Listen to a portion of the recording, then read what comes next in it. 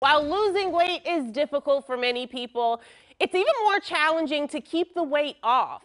By now, most have heard the numbers. 42% of Americans reported gaining an average of 29 pounds during the pandemic.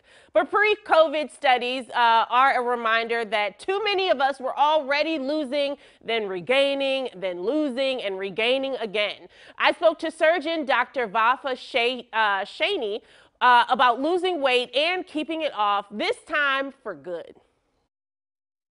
Dr. Shirani, thank you so much for being here. It's my pleasure. Thank you for having me. Oh, no problem. I think no matter how big or small we think we are, everyone is always worried about weight. It doesn't matter. It goes across the board. So you have to tell me, what exactly is a healthy weight range? I feel like we hear that term a lot. That's a great question. So as healthcare professionals, we tend to use a measure known as body mass index, or BMI, which is a relationship between an individual's weight and their height. A healthy BMI typically is somewhere between 20 and 25. Once you start approaching numbers like 27 and higher, a person might be referred to as overweight. A BMI of 30 and higher qualifies as obesity, and a BMI of 35 and higher qualifies as morbid obesity. The reason we started using the phrase morbid obesity is because right around that BMI, we start seeing a much higher incidence of obesity-related health issues, such as diabetes, hypertension, sleep apnea, arthritis, just to name a few. And it's around that BMI where patients need to seriously start paying attention to their options. They need to have a heart-to-heart with their doctors and learn about their options for long-term weight management. Yeah, and I think what you brought up was really important also. 150, a weight of 150 looks different on everybody, depending on your height and that BMI. So I think sometimes we get caught up in just one number and we're not taking those other factors into consideration. Most definitely. You're absolutely correct about this.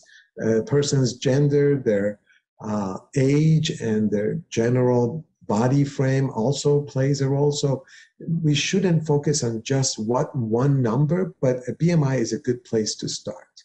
Yeah. So talk to me about yo-yo dieting. Am I saying that correctly?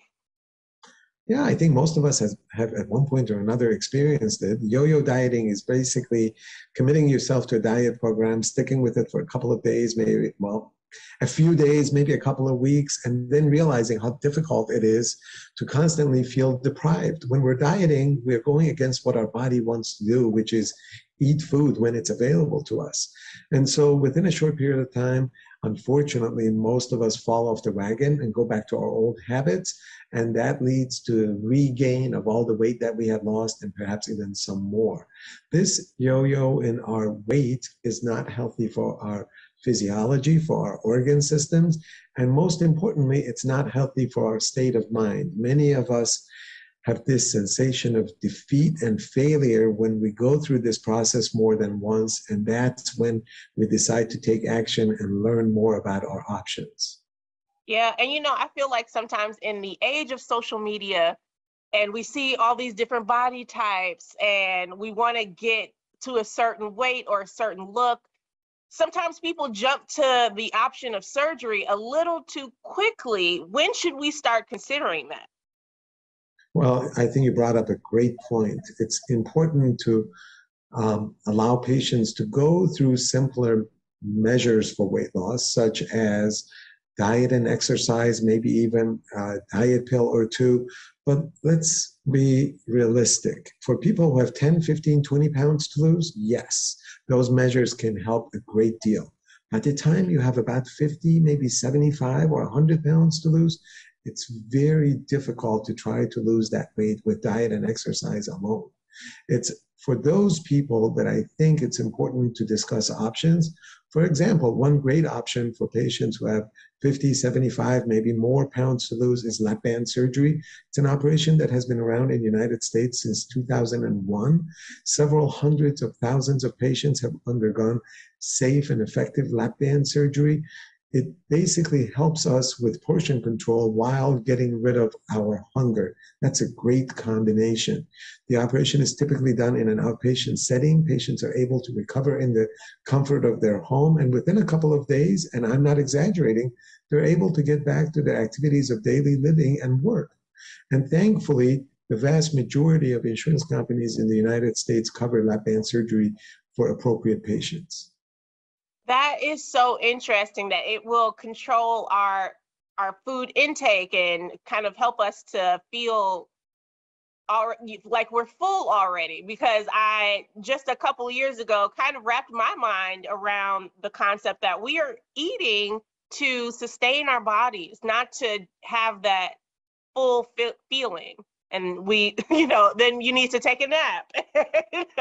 You've eaten so much good food that you can't move. But we are intaking our food just to keep our bodies going and give our bodies that energy. Well, to provide the necessary energy for our body is absolutely appropriate, and that's okay. It's when we start eating not out of hunger, but out of boredom and emotion and maybe habit that we get in trouble. And among other bad habits, such as drinking our calories instead of chewing our calories, or combining our eating with other activities like watching TV or getting work done at the computer, those are some of the habits that we need to get rid of. Yeah. Doctor, can you tell everyone out there where they can go for more information? Absolutely. A great place to start is lapband.com. By going on lapband.com, you can learn about lap band surgery, find out if you're qualified for the operation, and also easily find out who in your community is offering lap band surgery as an option to their patients. Again, lapband.com, a great place to start. Perfect. Well, doctor, I thank you so much for being here and giving our viewers all this important information. I love it. Thank you so much. It's my pleasure. Again, thank you for having me. Great information.